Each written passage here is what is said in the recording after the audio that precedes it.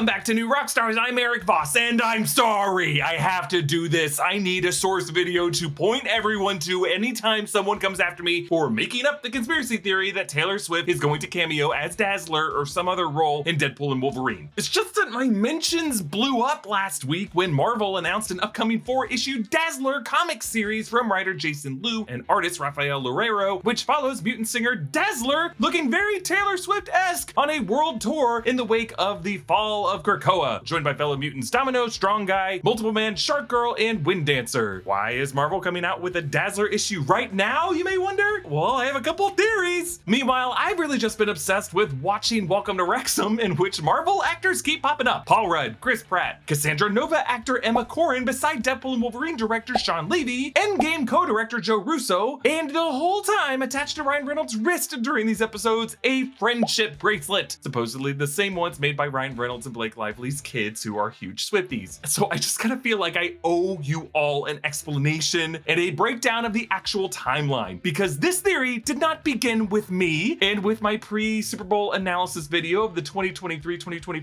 NFL season and the sightings of Ryan Reynolds and Hugh Jackman and Sean Levy with Taylor Swift. This actually began a long time ago, 9 years ago. So let's start at the beginning. July 7th, 2015. Where was I at this time? Writing videos freelance for what was then called New Media Rockstars, and still working at my old job so much that I didn't even notice when this happened. Taylor Swift appeared in a photo with Simon Kinberg, James McAvoy, and Sophie Turner at her Montreal concert. So Kinberg, McAvoy, and Sophie Turner were shooting X-Men Apocalypse in Montreal, and this photo led to rampant speculation that Taylor Swift would be playing the mutant singer Dazzler in the film, perhaps as a 1980s Cyndi Lauper or Madonna-style pop star. Then in September 2015, Simon Kinberg, who was actually really directing this film, not Bryan Singer, who just had stopped showing up to set, Kinberg debunked the rumors of Taylor Swift, claiming that he would just play Taylor Swift's music on set. And since they were shooting in Montreal, when Taylor Swift came to Montreal for her 1989 tour, Kinberg took McAvoy and Sophie Turner and Nicholas Hoult and Rose Byrne to her concert. They took a photo with her backstage, and based on the height of the photo, I assume Rose Byrne took the photo, because if Nicholas Hoult took that photo, it would have been like a bird's eye view. That guy's like 100 feet tall. But despite this, the theory that a cameo by Taylor Swift was at least discussed continues to live on at this point, because in April 29th, 2016, a few months before the movie comes out, Sophie Turner posts on her Instagram a photo from a scene that was shot for X-Men Apocalypse but not included in the theatrical cut of the film, where Jean Grey and Scott Summers, who's played by Ty Sheridan, as well as Jubilee in the background there, go to this record store and look at this vinyl album for Dazzler, Sounds of Light and Fury. The cover art comes from the real-life 1983 Dazzler number 29. Sophie Turner posts the caption, "Flashback Friday. To that time Cyclops and I went shopping at the mall and found our favorite singer's album," pre-1989 of course. And then on the Dazzler album in the post photo, Sophie Turner tags Taylor Swift. At this point, Sophie Turner and Taylor Swift were good friends, and it was probably just a joke between friends, but the theory always stuck, especially among Taylor Swift fans who love combing through all of Taylor Swift's everything: song lyrics, music videos, Instagram posts, for the vast network of interconnected Easter eggs that she laces everything with. And again, this photo is from a deleted scene that showed up in none of the deleted scenes for the film. You cannot find it anywhere. Okay, so at the same time, Taylor Swift has formed an additional friendship with actress Blake Lively, the first documentation of which we can find as December 2015, when Taylor Swift joined Blake Lively in Australia during the 1989 tour at the Movie World theme park in Queensland, Australia. Now, Blake Lively had been married to Ryan Reynolds since 2012, and then over the next year, Ryan Reynolds and Blake Lively would begin attending a number of events hosted by Taylor Swift, including her birthday party in July 2016, and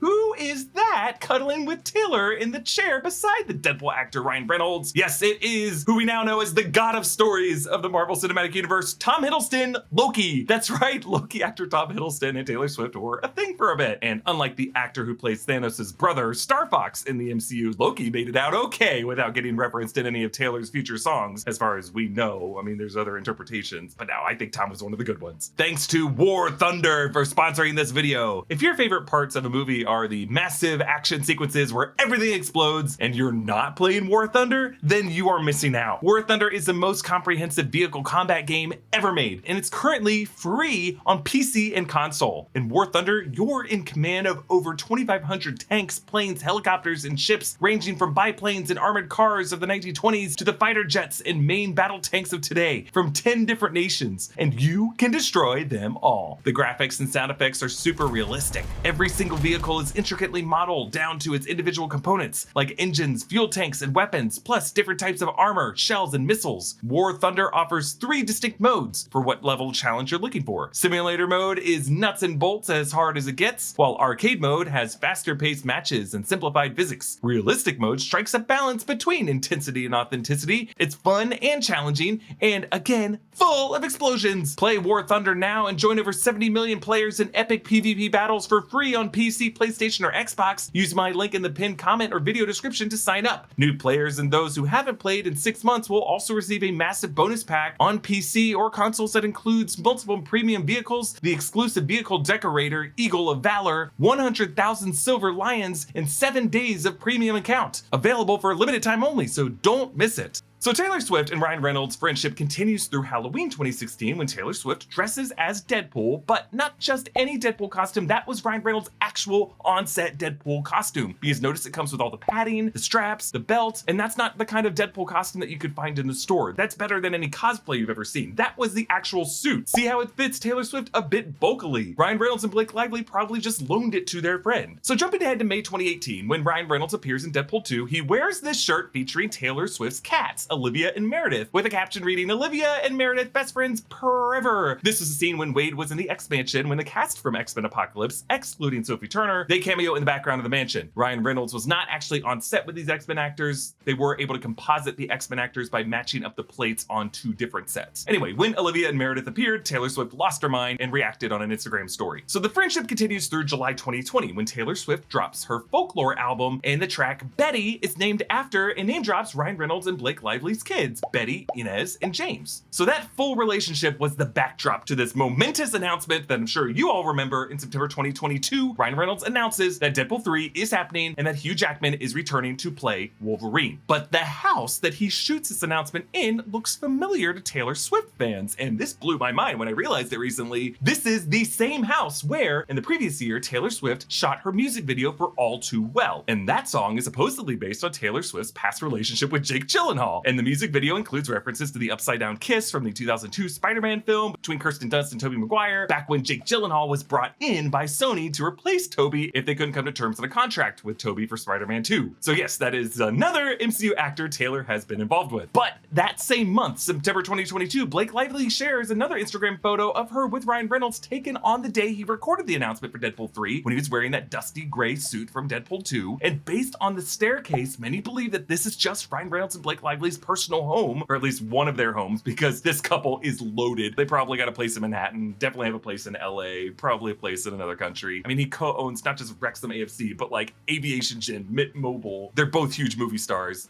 They got the money. Essentially, Taylor Swift is close enough with Ryan Reynolds that she shot her big attempt to get nominated for an Oscar for Best Short Film in his house, the same house that he used to announce his major MCU homecoming with Hugh Jackman. Now, in November 2022, Ryan Reynolds was asked on the red carpet if Taylor Swift would appear in Deadpool 3, and he denied that she would, but said that he would do anything for her because she's amazing and his whole family are big fans of her. But he was also still developing Deadpool 3. He didn't know everyone who's going to be in it at that point, especially if he knew that she was going to spend most of 2023 on her major Eras tour. And he didn't know that part of that movie's production would be delayed by a writers and actors strike that happened in May and July of 2023. So that brings us to the Welcome to Wrexham 2022-2023 season timeline. That was covered in season 2 of the series, and I broke this down in last week's video. As the season started heating up to see which team, Wrexham or Notts County, would automatically advance up into League 2, more and more celebrity friends began to attend these matches with Ryan Reynolds. And as I pointed out in that video, Wrexham in Wales is not that easy to get to. It's like a 4-hour car ride from London, and you probably wouldn't go to one of these unless you were already hanging out with Ryan Reynolds for some other reason. So this obviously included Ryan Reynolds' stunt double, as well as Deadpool 3 director Sean Levy and the villain of the film, Emma Corrin, who plays Cassandra Nova. But the key match on April 22nd, 2023, Wrexham versus Boreham Wood,